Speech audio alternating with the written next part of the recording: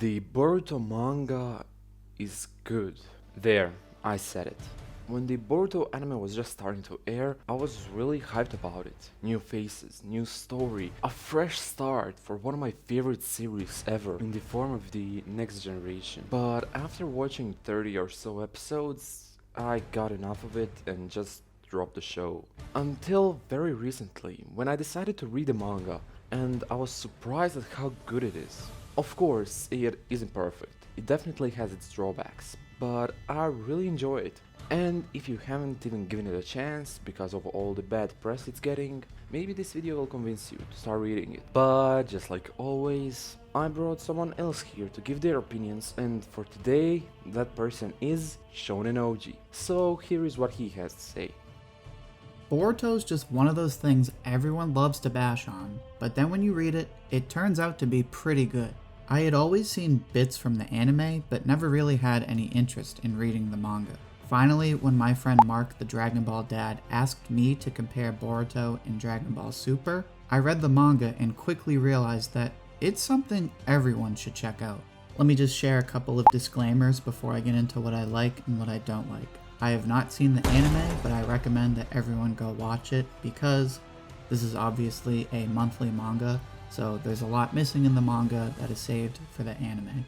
Now, allow me to stop Ouji there for a second and just put a disclaimer out there. Do not watch the anime. I've personally got nothing against the anime watchers, but for me, it was pretty bad, not gonna lie. When you search up the filler percentage for the show, you might see only 18% and think to yourself, well, that isn't so bad. But as soon as you scroll down a little, you realize that a lot, and I mean a lot of it, is actually just anime canon. And let me tell you something, it ain't that good. So yeah, Ouji, please continue. Second, although I'll be making a few minor comparisons, I think for the most part it's unfair to compare the original series to the Boruto series, simply because Kishimoto just isn't as involved with Boruto. Now, even if this has changed ever since he finished Samurai 8, I think for the most part, it's unfair to make substantial comparisons between the two. So now let me start with what I don't like.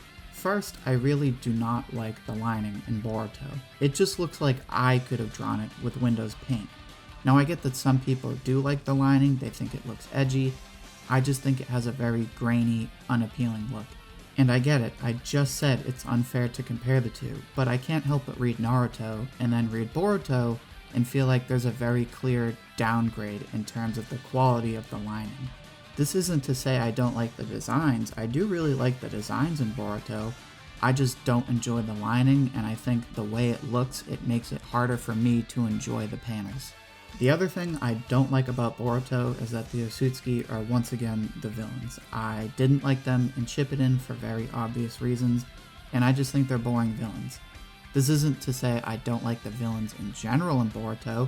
I do like the Kara group, and I find Jigen to be very, very interesting.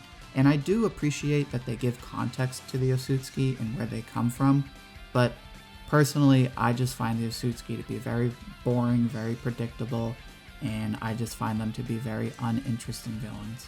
So with that out of the way, let me talk about what I do like.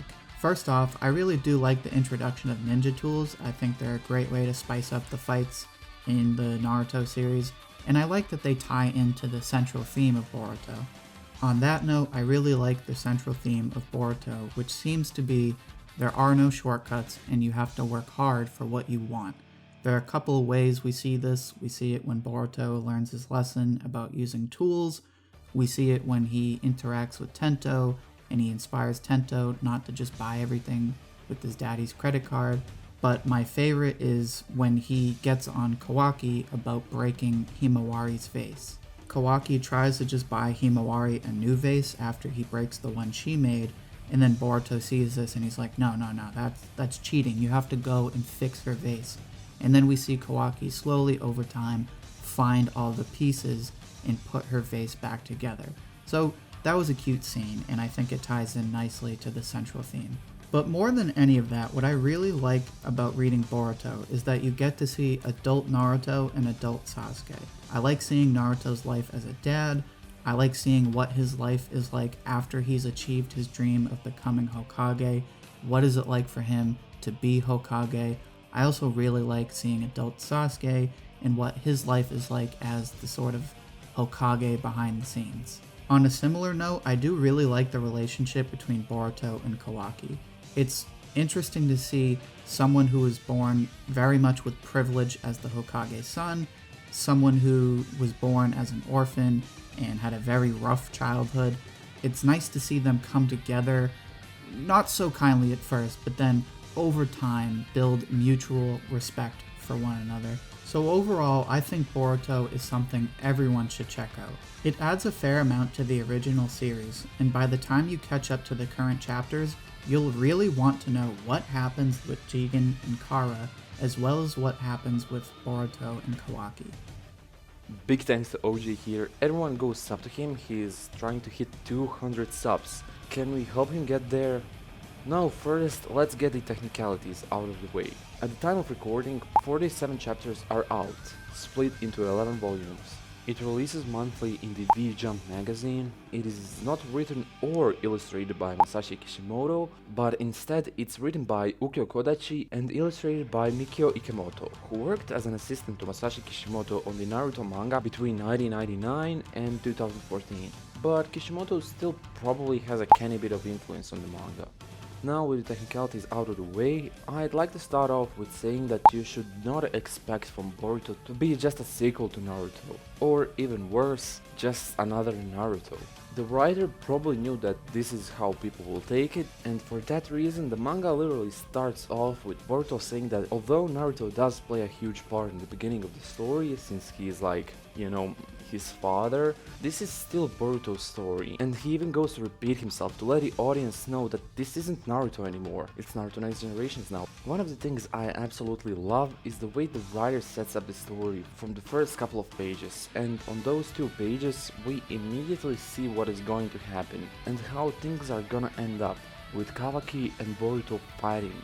And yet it doesn't give us the conclusion to the fight. So we don't know if the 2 of them will end up killing each other or what. The normal prediction would be that Boruto will win, because he is the main character and this Kawaki guy is probably just another bad guy Boruto will defeat and everyone is happy. But after you see Boruto befriend Kawaki and Naruto becoming a father figure to him, you just need to question how did it come to 2 of them fighting in a deathmatch. You gotta remember, Kawaki actually alludes to the fact that he might have actually killed Naruto. That's messed up. One more thing this fight does is that it hopefully puts an end to the whole problem with the end of Naruto. You know what I'm talking about. Oh look, Tobi is actually Madara. Wait, but isn't that Madara? Oh shit, Tobi was actually Obito. Oh no, Madara was controlling Obito, but Zetsu was controlling Madara? And Zetsu was a servant of Kaguya who worked for North Korea? Okay, I might have made that last one up, but you get what I mean. And this fight is set up as the final fight in the series. And even if there is one ass pull, by the way the story is already being set up, it might make actual sense. One more thing I absolutely love about Boruto are the villains, Kara and even unlike Ouji, the Otsutsuki. Yes, that one clan Kaguya is from.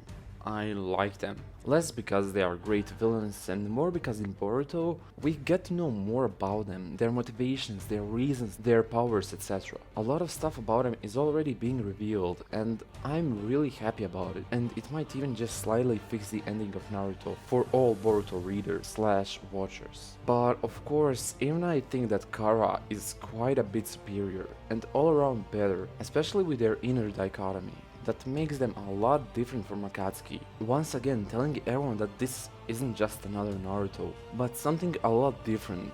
I would love to talk so much about Kara here, but all of it is pretty big spoiler, so I'll be skipping it. If you all want to get to know why Kara is amazing, go ahead and read the manga. Now you might have realized one big thing here. The only things I praised so far could be summarized under great writing, and that is because, just like Ouji said, the art is really lackluster. The biggest complaint I have with the art is a complete lack of backgrounds, which really takes me out of the experience. Take this for example, and to me it looks really badass, and if this had an amazing background, it would be so amazing. And now let's add in the background. Yeah, it's disappointing to say the least, and it is such a step down from Kishimoto's work, and it seems a lot more like someone who just wanted Naruto to continue, did it as a passion project, rather than someone who did it for years alongside Kishimoto himself. At the end, what I would like to say is Boruto, although not perfect, is still a pretty good manga you should give at least a shot. It isn't too long, so you don't have much to lose. It took me like 2 days of on and off reading to catch up, and I did not regret it. If you end up not liking it, that is not a problem, but I would still like all of you to at least give it a shot. You have time, you watch this video to the end, so don't lie to me. And yeah, that's about it. If you enjoyed the video, make sure to leave a like, maybe even subscribe to my channel, check out my other stuff, and at this point you really need to sub to Ouji, especially if you like One Piece. This man has one of the best One Piece content out there. You can find him at the top of the description down below, or at the end screen right now. And yeah, that's about it. Trigger off.